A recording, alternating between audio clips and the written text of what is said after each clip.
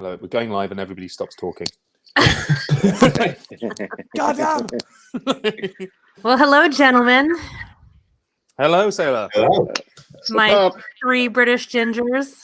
I know, it's ridiculous. You're hiding your ginger under there, Richie. Yeah, I am. Do you want me to take the hat off? There we go. Actually, we're three different shades. Yeah, I'm definitely the most ginger. But I'm the most sunburned. I'm really old. Oh no! Look at my brow right here. I'm feeling real bad right now, buddy. May in Kentucky. That's it's warm.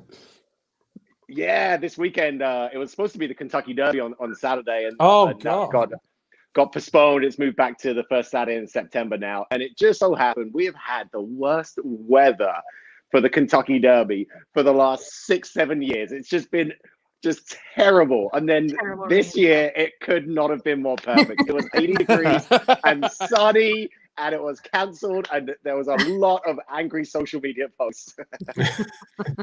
I can just see 3 tons of unwanted mint. Pretty much.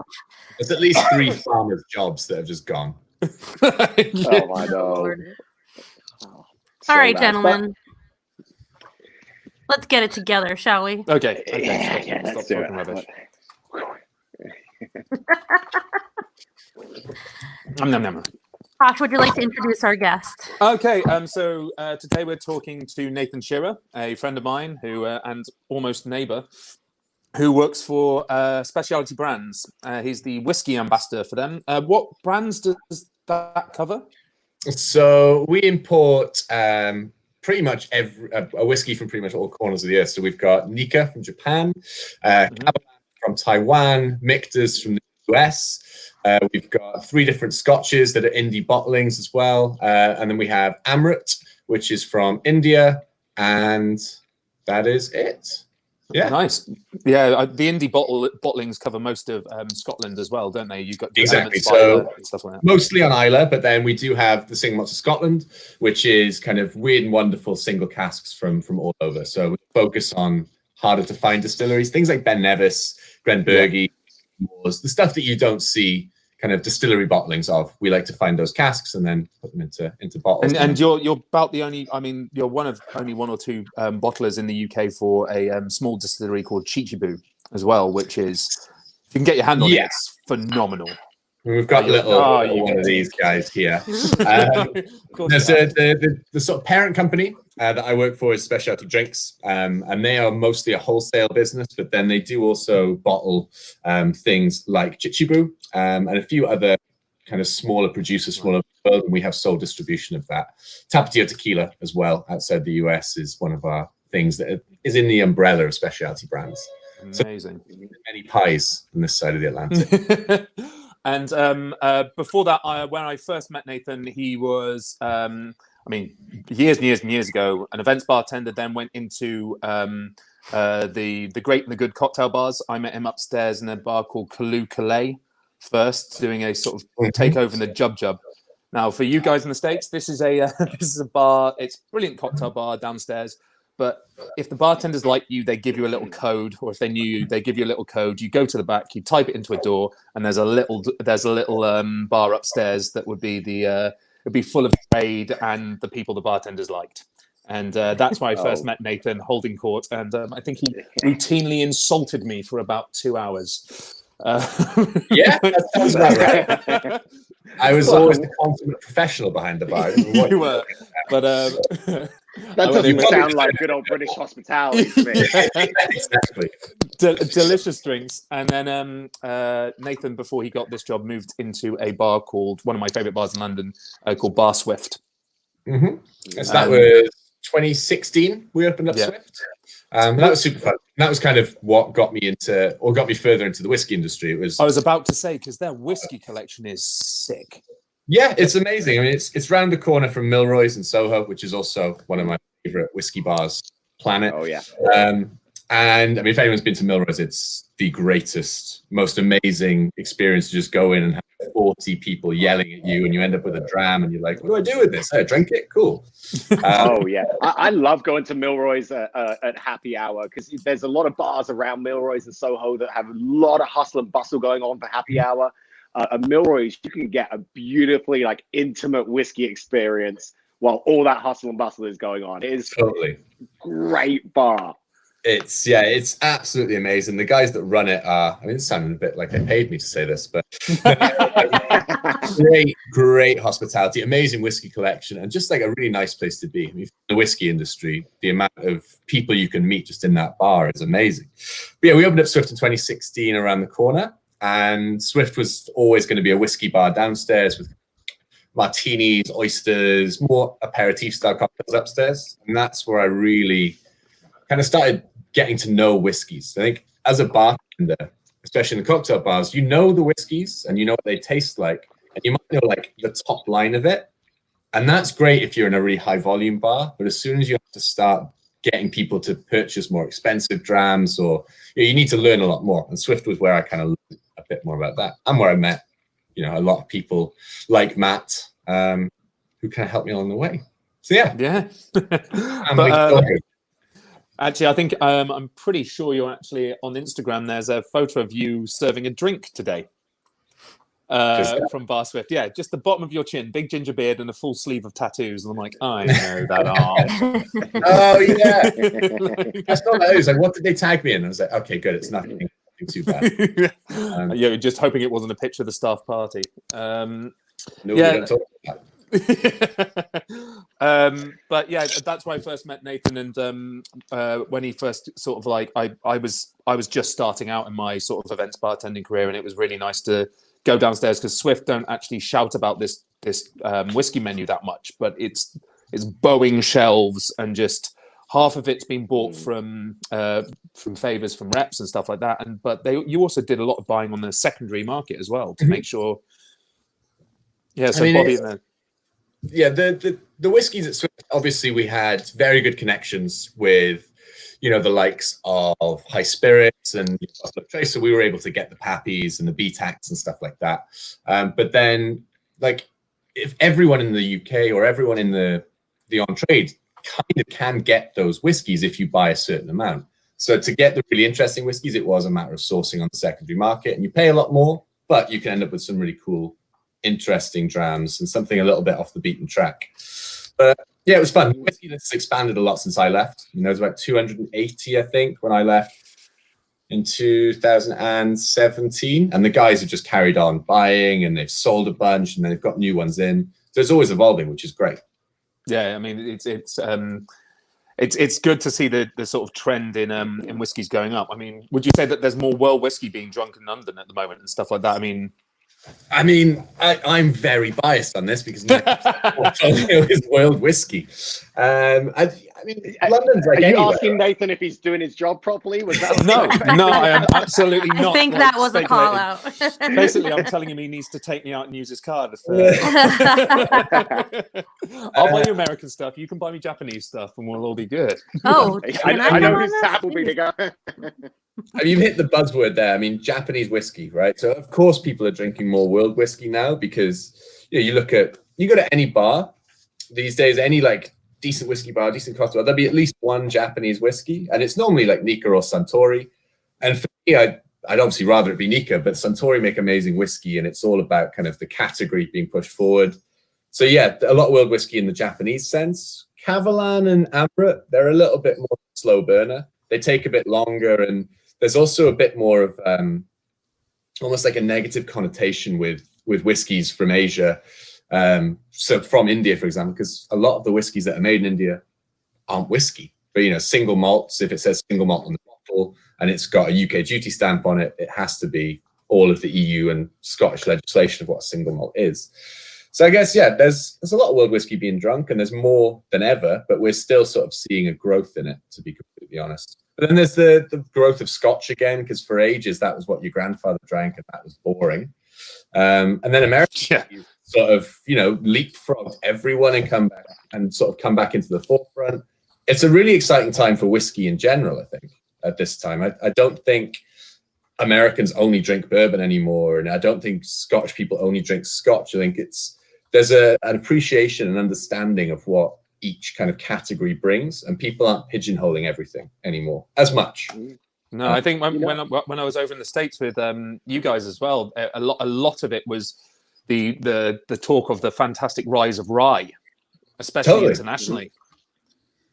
Like rye's a weird one. I mean, I was kind of bartending like 8-9 years ago, and only having the choice two ryes. You know, you had Rittenhouse 80 or Rittenhouse 100. They were your more expensive ones. And then you had this rye that came in like a tall bottle, the same bottle as Mellow Corn, and it was Pikesville rye. And it wasn't the that we have now, which is, you know, second best whiskey in the world and this amazing 55% bottled in bond thing. This was like 40% Maryland rye. It was an amazing rye because it made perfect Manhattans and absolutely delicious sours and sazeracs. But no one was sipping that neat. You know, you'd have that with a beer maybe, or you'd have it in a cocktail. And then everything went dry. And then all of a sudden you started to see, you know, 5 years after Mad Men, like, shit, we need a rye. We need to start making rye immediately because people are calling for it. And now you've got this amazing sort of selection of rye. And it's not all from MGP anymore. You've got lots of people that have got their own mash bills and that kind of pre-prohibition style coming back a little bit. It's awesome. I really like rye. It's a misunderstood spirit because a lot of them aren't as spicy as you think, or some will be way spicier than you think. It's all about finding that nice sweet middle ground, I think, with the rye. Yeah, I mean, so Nathan, I got a question about the Asian whiskey and the supply that you guys are getting in Europe, and particularly in England, because, you know, Asian whiskey became very fashionable in the US in the last kind of 4, maybe 5 years. 5 years for the more high-end cocktail bars, and then your general consumers started catching on you know, 2-3 years ago, and it became very popular. But it coincided with the time when a lot of the big Japanese distilleries were really struggling with supply and demand. And so it was kind of a real bummer for the US market that we were learning and gaining popularity for Asian whiskey at the same time supply and demand was really becoming an issue. And so now we really cannot get any Japanese whiskey outside of, if you go to the store in the US, if you go to a big store, you'll find, you know, Suntory Toki, Hibiki Harmony, maybe Nika Coffee. And that's really about it. So how is it in Europe? Is it the same? Have you been seeing the same issues there that we have? I think it's a bit more of a slow burner here because it's taken a lot longer to get to that stage since we've had it, right? So I mean, Nika from the Barrel and things like that were what really launched Japanese whiskey in the UK. And, you know, when that came in, I remember seeing the first bottle maybe 10, 11 years ago. And from there, I mean, that was before Japanese whiskey was huge, right? It was before things like Lost in Translation. It was before the Yamazaki 2013 Sherry Cask won World's Best Single Malt. God, I remember buying a bottle of that for £100. So that was what? Oh, you lucky duck! I drank it. Seriously. So yeah, I think before 2014, you had these like pockets of knowledge of people that knew about Japanese whiskey, and everyone was kind of like telling Jim Murray to shut the fuck up and be like, look, don't tell people this is good because then we'll have to pay more for it. And so there was a kind of a sweet period between 2010 and 2014 where, you know, bottles of Kurosawa that my boss and Martin Miller from One Drinks were bringing in, and they'd be like £100, you know, for the 1980 Kurosawa single casks, and no one was really buying them. They were like, I don't know, I can't pronounce the name, I don't know what it is. It looks really strong. Yeah. I'm just going to take the one that's 50% off, which might have been like, you know, Glenfiddich 18 or something like that, because that seemed like bet or, you know, something to be like, cool, I know this brand, I can pronounce it, take it. And then you started to see people buying the Hibiki 17s, the 21s. And then, you know, the good thing about whiskey back then was people were opening it. People were going, oh, this stuff's delicious. So let's buy some more. Let's tell all our friends. But obviously, Kurosawa, that dried up because it closed. You had all of the old Nika age statements and Hibiki age statements. You know, they had really old stock that they had to get rid of. So they'd overage everything. You know, the 20-year-old Yoichi wasn't just 20 years old. The Yamazaki 12 contained a lot more older stock. These stocks started to run dry. Japan was like, oh, people now? We're in trouble. Like, we're in real trouble. And then, you know, we had that whole proliferation of the market. Everyone starts buying it. And then in 2015, 2016, Nika got rid of the age statements because we couldn't keep up. And then that was the time where they were discussing getting into the US. So it's kind of the perfect storm for you guys where, you know, as soon as it becomes popular in the UK, it dries out. And then as soon as it gets into the US, you're left with what's left, essentially. So you guys never really had that boom. But for a time, Matt, do you remember a bar called Mizuari? Yes. So Mizuari was a tiny little cocktail bar in a basement in Soho, where they really small, the biggest selection of Japanese whiskey you could imagine for prices that, you know, 30 pounds for a Hibiki 25, and you were like, oh, it's quite a lot. Or sorry, Yamazaki 25, whereas now it's 8,000 a bottle, and you're like, yeah, I should have bought more of that when I had the chance. Should have bought 28 shots and just taken the bottle home. Well, exactly. I used to have a bottle of the Yamazaki 25, and unfortunately, I had to because I got it through my old job, and unfortunately, I had to use it for samples, and it was one of the saddest days of my life. At that time, you just lie and you say, "No, broke it. Don't worry about it." Hey, gentlemen, we have some questions.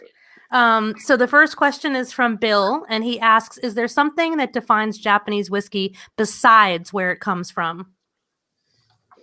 Very, very interesting question. Very loaded. I can probably get into a lot of trouble from there's very few rules and regulations as to what Japanese whiskey is. The kind of easiest way to define it is a whiskey that's bottled in Japan, but then, you know, there's a lot of people that are trying to cash in on this Japanese whiskey now. So they're distilling in the US or distilling in Canada or distilling somewhere and shipping it to Japan after it's been aged, bottling it and selling it as whiskey. So the real definition of Japanese whiskey is much less stringent than things like bourbon or Scotch or Irish whiskey. So it's kind of the Wild West over there. So at the moment, the law is anything that is bottled in Japan is classed as Japanese whiskey. Now, a lot of whiskeys that Nika make and a lot of whiskeys that Suntory make, which don't get imported outside of Japan because they don't follow our definition in the EU of what a whiskey is. So it might contain unaged spirit. It might have the proper age potential. It might even contain something that hasn't come from cereal. So finding Japanese whiskey is a really tricky question, but rest assured, if it comes into the US or into the UK market or the EU and it says whiskey on it, it has to follow all of the rules that that country sets as what whiskey is. So for the UK, a single malt is the product of one distillery using malted barley, and it has to be a minimum of 3 years old. So if it comes in saying single malt, duty stamp, it's got to follow those rules. Could you say, to sum it up, perhaps most Japanese whiskey that Americans would sample would be a single malt flavor, a single malt style from Japan? Is that an easy, broad stroke? So it would be, most Japanese whiskey and Japanese whiskey in style is blended whiskey. They love blending. Yeah, right, so blended single malts, maybe? So things like, if you think of Japanese whiskey as old school Scotch, is probably the easiest way to think about it. So, you know, grain whiskey is used against the single malts, blended those together, and that would be what Japanese whiskey has become known for. Things like Nika Barrel, Suntory Toki, Hibiki, all of those things are a blend of single malts and grain whiskey together. Okay, great. And Bill, if you have any further questions on that, just type us and let us know. In the meantime, Donald has a question.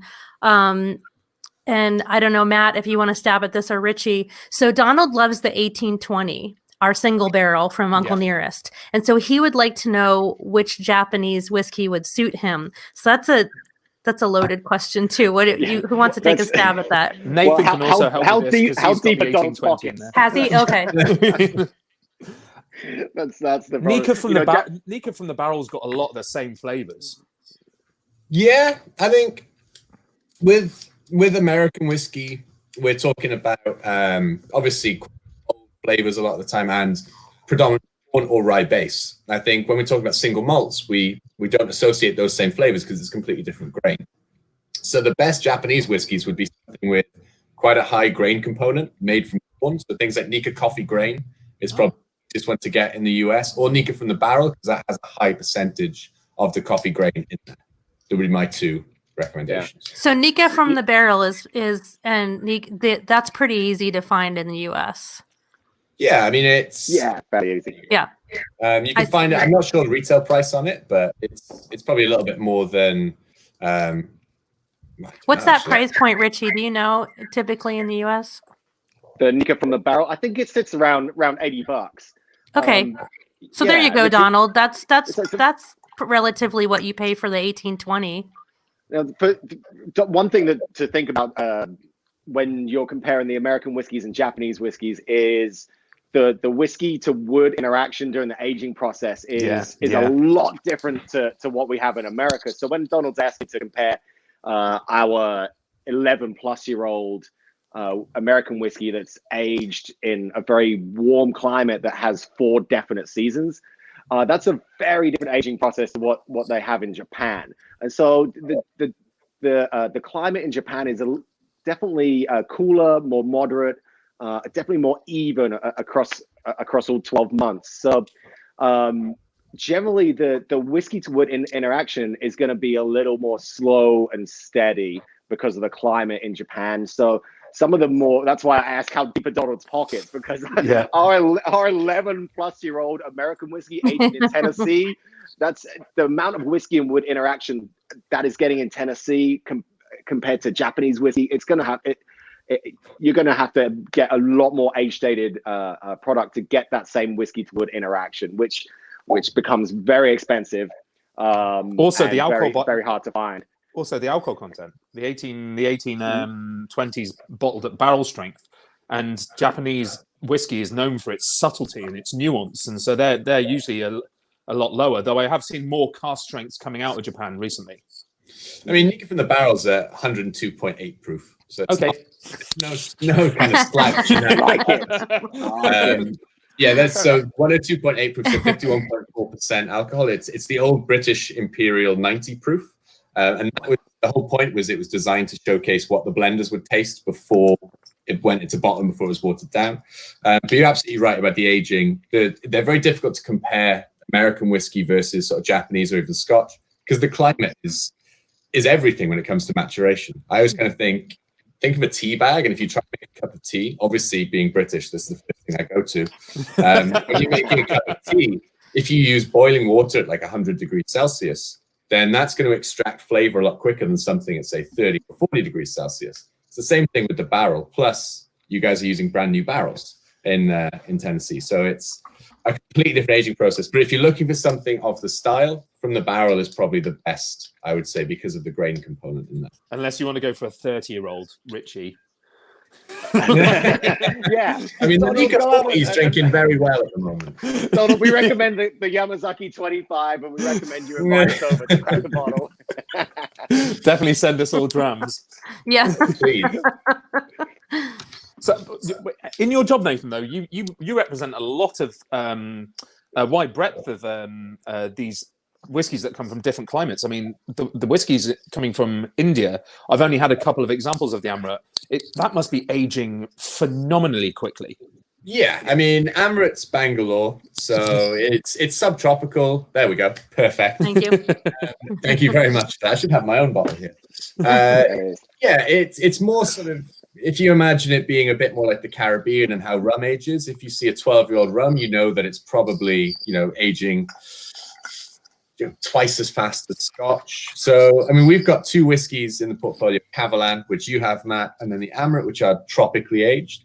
And what you tend to see is a lot more extraction of the wood flavors from the cask. So a lot more of the sugars coming out, a lot more of the color coming out, but not as much of the oxidation, which is something that people always say, oh, but you can make a whiskey that tastes like a 20 whiskey in 4 years. But you do lose a little bit of that texture when you're tropically aging. So it's kind of interesting to compare Japan with its temperate climate. Then you have Scotland with its cold climate and wet climate. And then you have the US, which has the defined seasons, but a higher temperature and lower temperature, so much more extreme. And then obviously your really, really kind of hot Southern Indian climate. So you kind of see different things that the barrel gives. And then different casks will do a similar thing as well. Size of casks. So whiskey is all about variables.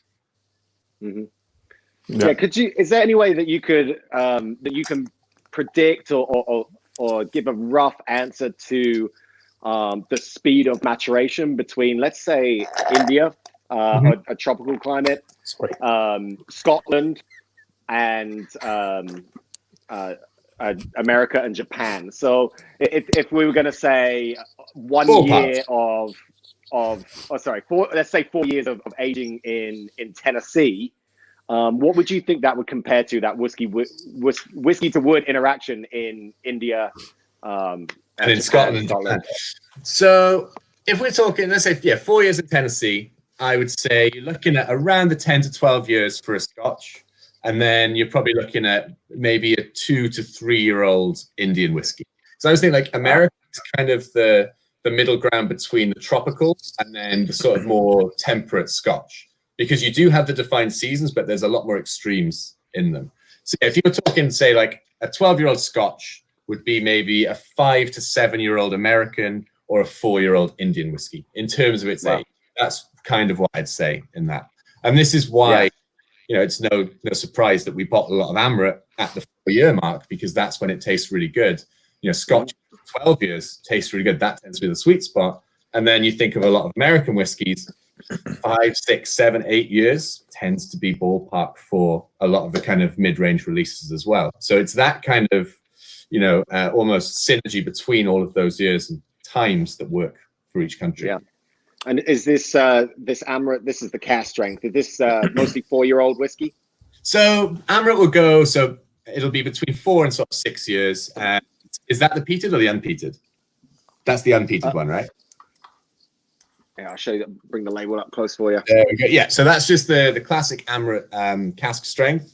So it's a 61.8%, I think, which is 123.6 proof. Jesus, you like him big, Richie.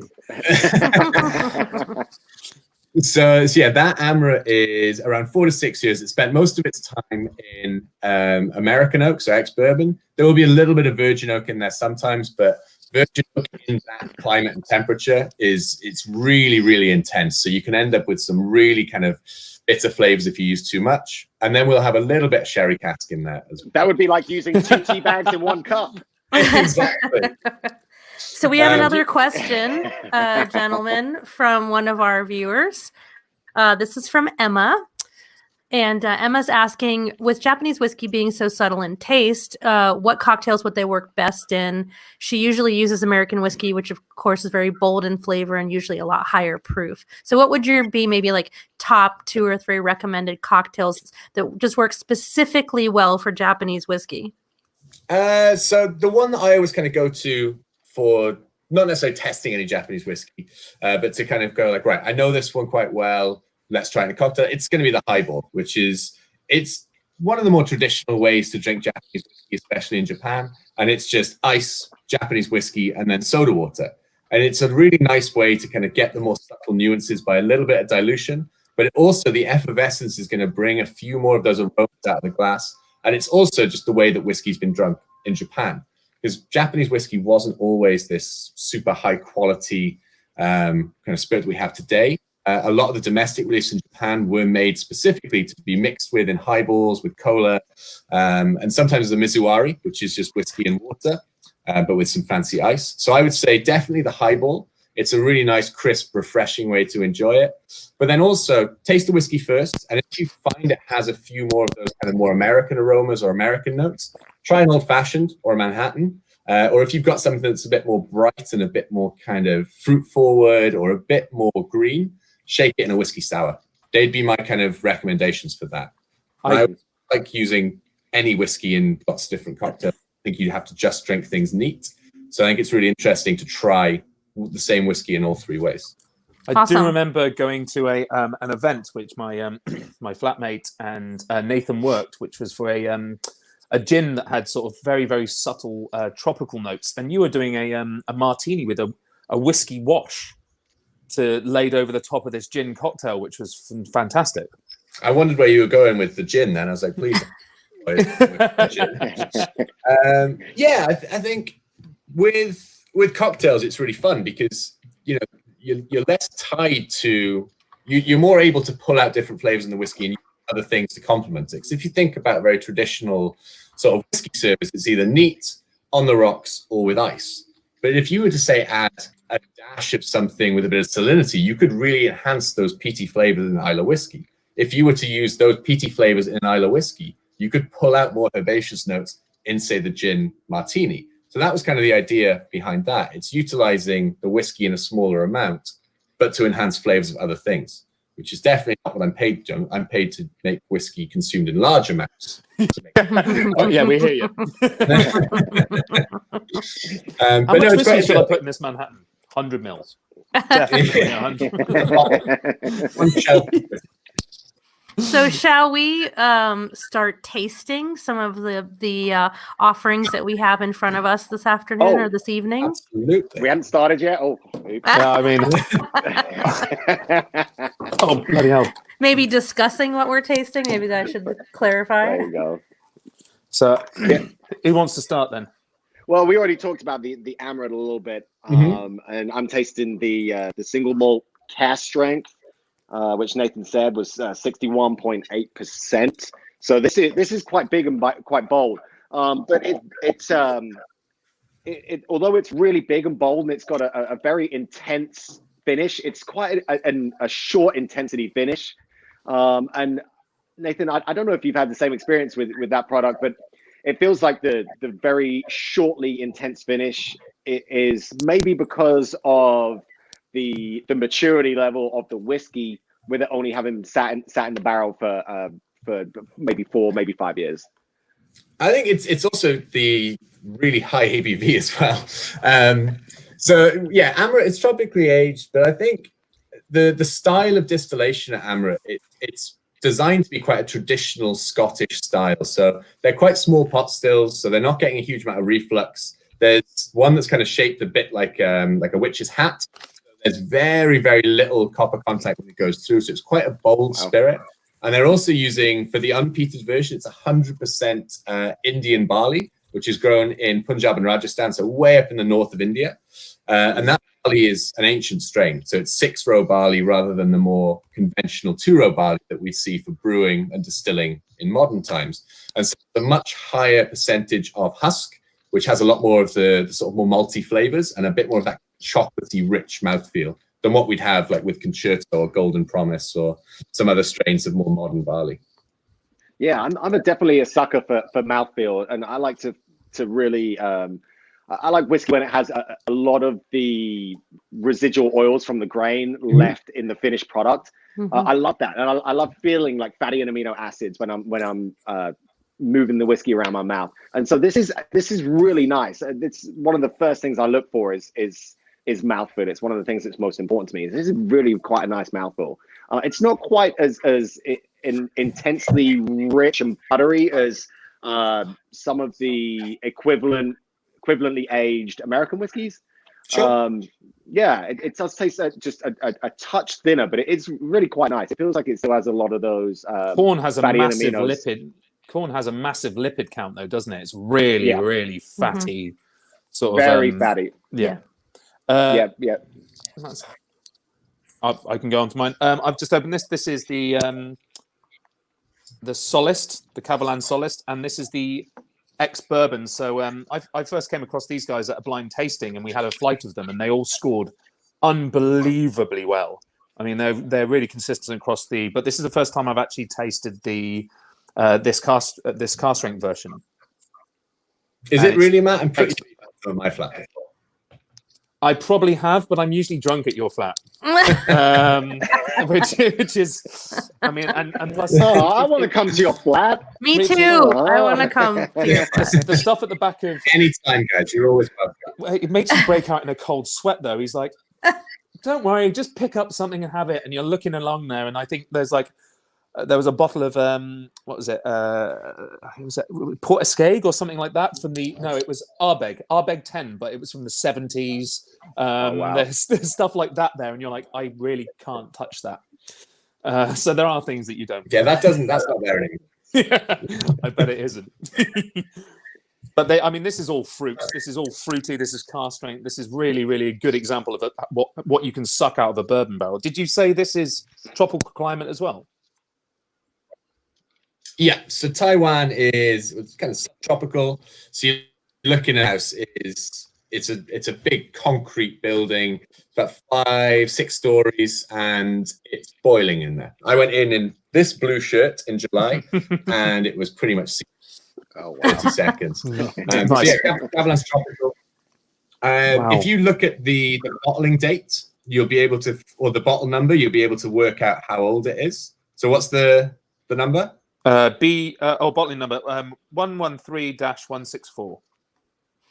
Or what's the full code on the bottle? Oh, B1012140458.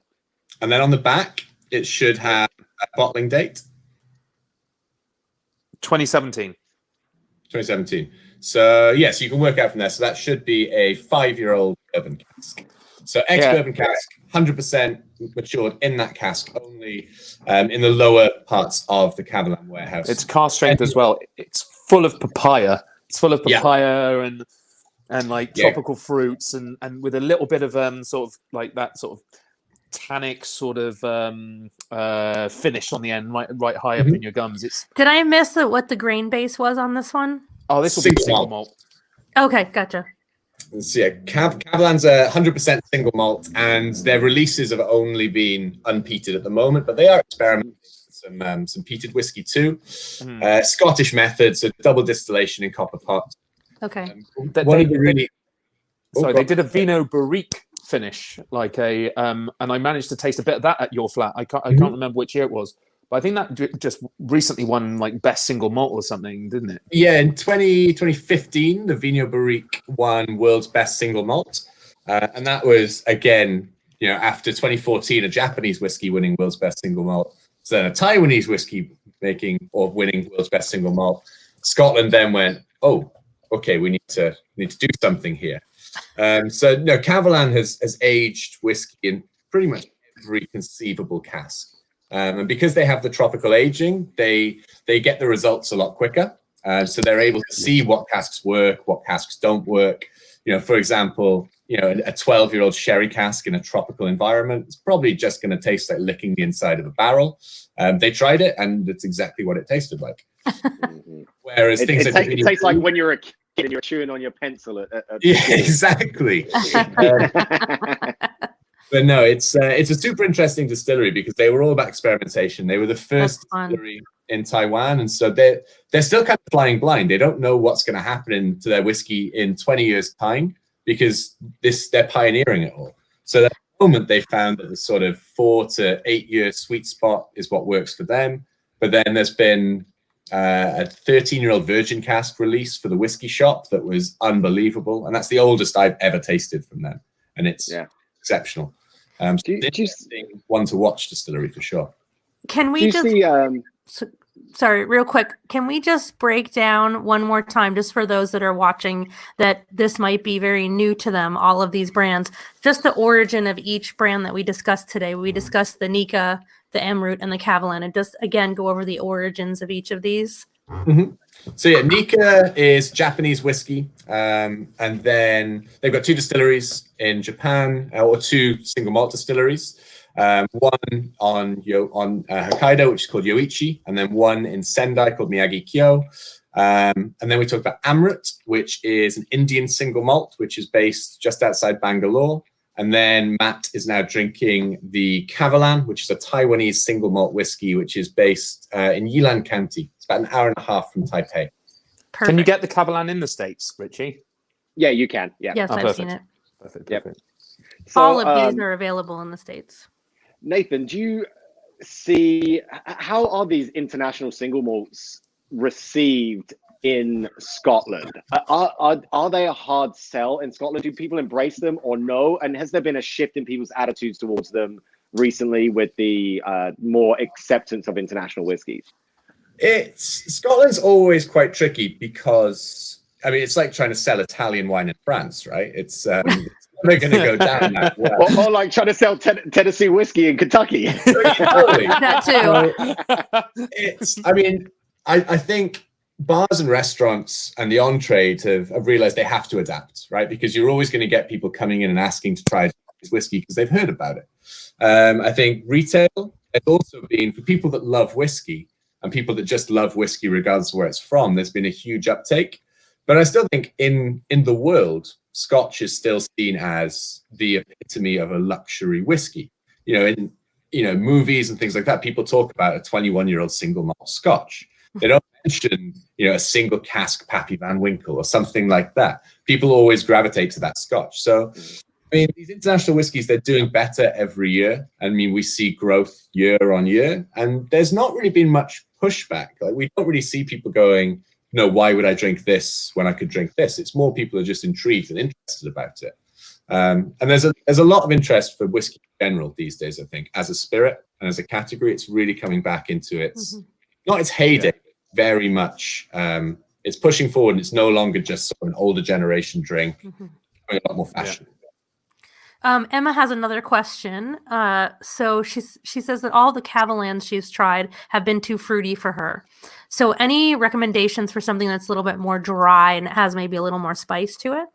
Sure. So the Cavalans, like you said, they're mostly a bit more on the fruity side, and that's due to a double yeast fermentation.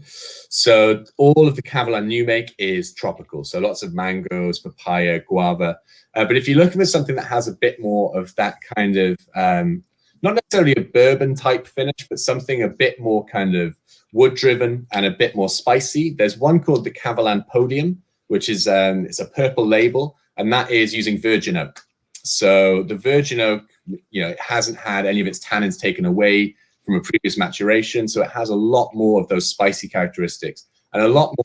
I kind of compare it to, a malty, kind of sweeter, more tropical bourbon. That's the way I kind of look at it, because you've got a similar maturation, but then you've got the malt component coming in rather than the sort of corn or the rye or the wheat. Awesome. Thank you. Thank you, Emma. Yeah, and hi, Emma, as well. I know Emma, and she is just a sweetheart, so I just had to say hi to her real quick. So, Nathan, tell us about your impressions of Uncle Nearest. Have you got the 1820? I have. So, I got a little sample of the 1820, which I haven't opened yet. Strict orders from Matt, not. If you drink this before the tasting, you're not having any more. I started. Matt, you're a drill sergeant. I started this program by drinking an Uncle Nearest milkshake, went on to a barrel strength Japanese, and now on a barrel strength Taiwanese. I thought you can just discount whatever I said. So what's the proof on that one that you sent him? It's US 17.2. Okay. Yeah, so I think it's one of the bigger ones we've done. And was this for the UK market, or is this for? No, I picked this up on the States. Okay. This was at our distillery because I think this is just as we were opening second stage of the distillery. This is one of the bottles on the back, so I ran up and bought two, and that's the last half of that one. You say you bought two, or you expensed two? No, I bought them. I did buy them. I expensed everything else, but no. No, it's super interesting. I mean, it's I've always had a real soft spot for Tennessee whiskey. I mean, try and find me someone that's in whiskey these days that doesn't have a soft spot for Tennessee whiskey, right? For obvious reasons. So it's really interesting to taste Uncle Nearest. I mean, I tried Uncle Nearest for the first time when Dan Prizeman was working in the market, and he gave me some blind, and he was like, "What do you think of this?" I was like, "Oh, yeah, this is delicious." I didn't really know what it was. I thought maybe it would be something from, a really kind of weird part of the world, because Dan always had a weird collection of odds and ends. And he told me the story behind Uncle Nearest, and he then let me taste a few more of the range, and I was like blown away. The quality's amazing. I think the flavor, it's familiar but different, which is what I always really like about coming back to things like Uncle Nearest. It's like on the nose, loads of this kind of cola cube, but then you get this peanut brittle. On the palate, you've got this beautiful texture, and then you just have this really long but elegant finish. So I've not tried this one before, the 1820 117.2, but it's delicious. Matt, I will have a bottle, please. As will I, please. Yeah, all gone. We were meant to be getting a long time ago. Yeah, we were meant to be getting a couple of single barrels for the UK market, but unfortunately their release date was round about now. So we'll wait for a little while rather than But I think when I was over there talking to Sherry about this one, everything we make, we try and proof down.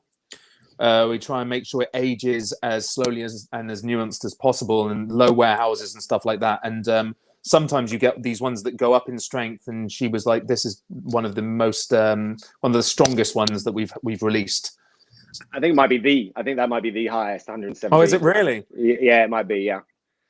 But usually we're looking at most of our barrels are 108 to 113 have been the 1820 barrels. 117 is high. That might be the highest one we've had.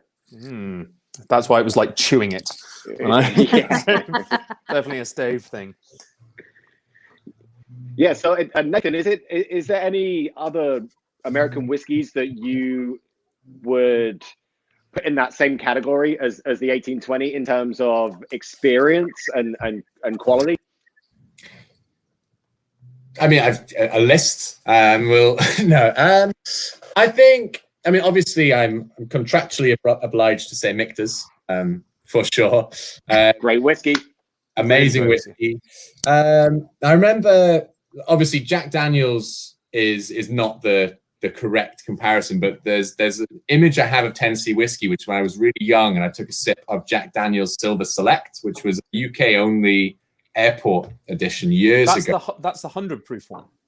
So it's 55%. They've watered that down. It wasn't sold in the US because for some weird reason. I remember tasting this Silver Select and then feeling this texture and realizing it was different to other American whiskeys I'd had, and especially different to the old Number 7. So that's kind of like a nostalgic, historic connection to that Tennessee whiskey. But I love kind of anything high proof.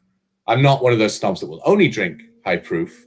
Not that there's anything wrong with that, but I really love the old high proofs from. The old Michter's barrel proof rye for me is one of my all-time favorites. I loved Barrel JD when it first came out, and still really like it now. And then obviously, the Pappies and stuff like that, great.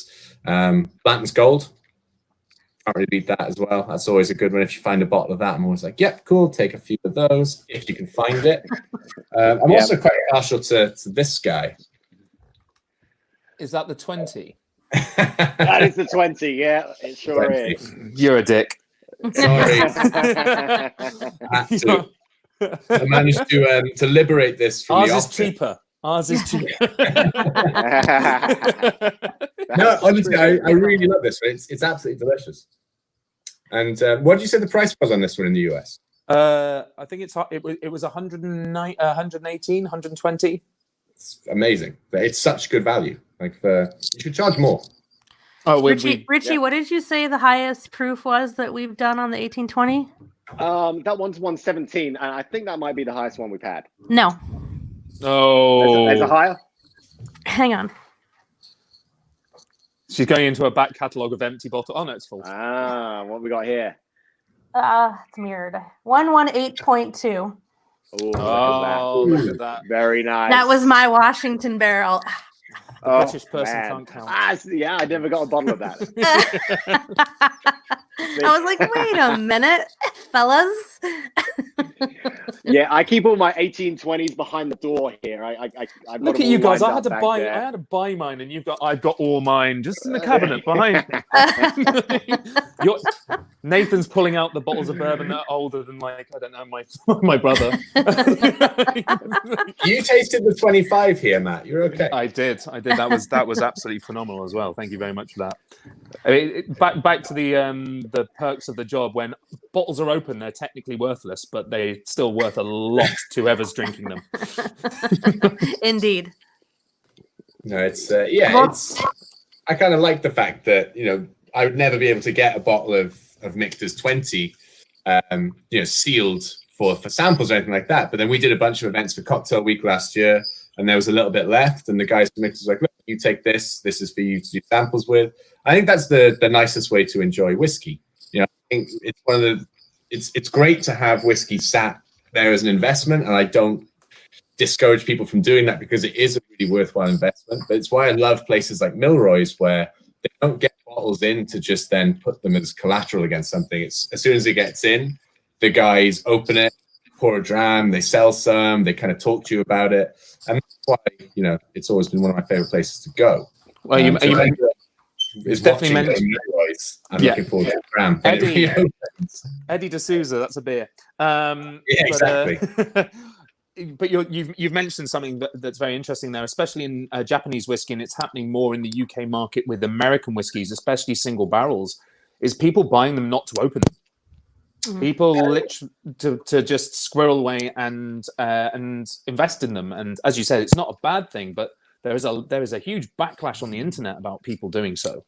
Yeah, and like bottle flipping is, you know, if people want to do it and they're going to be vigilant, and you know, if people want to wait in line to buy a bottle of whiskey and they had to get up at 6 a.m. to get there, I mean that's initiative and awesome. Personally, I like to buy bottles of whiskey to open. And obviously, working in the whiskey industry, it's really nice that we have these perks and you get to go to whiskey shops and try these whiskeys too. But you know, I always think it's when you open these kind of legendary bottles and you can share them, that's what makes them legendary, right? So you know, if you go back to like old French wines, the reason that the 1945 Chateau your second love. The second, yeah, exactly. But the reason that this 1945 Latour is so iconic is because people opened it, drank it, and went, "Holy shit, that's delicious!" No one just went, "Yeah, weather was good this year. This could be worth some money." People opened it, drank it, enjoyed it, and that's how it became this iconic bottle. I think if you're willing to just kind of take someone's word for it, you've almost kind of missed out a little bit on the joy of sharing the whiskey. Completely. But like I said, we're talking from a very privileged position where we do get to try these bottles quite regularly. I know they're not in that position, so it's not like I'm trying to say don't buy bottles and, you know, don't you dare sell them on the market. I mean, it's a different journey. But... I think that what's important is that I always tell people is when you go to your developing relationships with your local liquor stores is very important. You know, the whiskey festivals, you may kind of scoff at them as a consumer, but that's an opportunity to sample and try things and to taste these things that you might not have access to. And that's one of the reasons that us as suppliers that we are at those whiskey festivals is we want to give you the opportunity, you know, at a relatively inexpensive fee to taste some of these things that would not be accessible to you regularly. And also, depending on your liquor stores, a lot of them are able to offer you samples to taste a little something, and they have an open bottle, they have a sample, or they can tell you when someone like us is going to be in the market sampling at the store. Definitely in the US, we have a lot of, you know, big chains that have hundreds and hundreds of open bottles. You just have to know to ask. So that's a great way to try, you know, develop a relationship with, if you only go to the chains with, like, you know, someone that you see there regularly, or the person that's always kind of hanging out in the whiskey aisle, go to the whiskey festivals. I highly encourage people doing that wherever your closest one is, because as a consumer, it really is a unique opportunity. I completely agree. And I think we're sort of running out of time, but on the note of our own decadence, all the perks we have in our job, the fact that you should all go out and go to a whiskey festival that isn't running yet, I think that's a good time. Well, we're talking about hope here, okay? No, we are. No, but I think when, weirdly enough, as we all come out of lockdown and stuff, in however long it takes in all these different countries, the whiskey shows it's probably going to be whiskey show season. So and I think people are going to be very interested in going out and tasting, because I'm 100% sure people will definitely be bored with what's on their back bar. Absolutely. Yep. And if anyone's ever in Louisville, Kentucky, there is a whiskey tasting show right here every day. You can just come and join me at the bar, and I'll be happy to pop any bottle open for you. You see Nathan or I out in Milroy's. Milroy's or Swift, or Milroy's, Swift, any of them. Oh, the Lexington, Matt. We need to get back to the Lexington. Yeah, the Lexington. There's so many good ones, and as you said, I think it's and the New Milroy's. I think it's whiskey's in a good place at the moment. I think it's going forward. But on that note, I'd just like to say thank you to Nathan. Thank you, Nathan. Thank you very much for having me. It's an absolute pleasure. Obviously, thank you to Sailor and Richie, and I'll thank myself because nobody else will.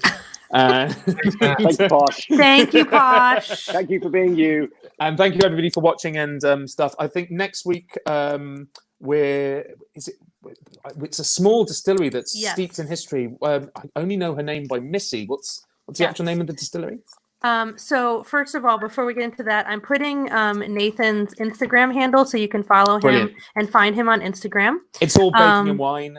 It's but next week we will be speaking with talk about a true piece of Americana. It's going to be really, really incredible. One of the oldest, it's the oldest distillery in Ohio. One of the oldest intact distilleries in the United States as a farm complex. They don't even exist anymore, and this place does. And it's just this little tiny unknown place, and their story is absolutely incredible. It starts in the early 1800s, and Missy is 5th generation, and she is now the owner of the distillery and revived it after they allowed manufacturing of alcohol in Ohio again in the 2000s. So we will be discussing that story with her. Amazing. Great. Very cool. So thank you again, and we're going to get out of here and let people go either where you live, eat your lunch, eat your dinner, or drink a dram and go to bed, depending on where you are. I'm going to have a couple more, I think. Yep. Cheers, everyone. Thanks, Nathan. Cheers. Thanks, and Nathan, please come see us at our distillery as soon as you can. Thanks for having me. Appreciate it. Thanks for everybody watching. Cheers.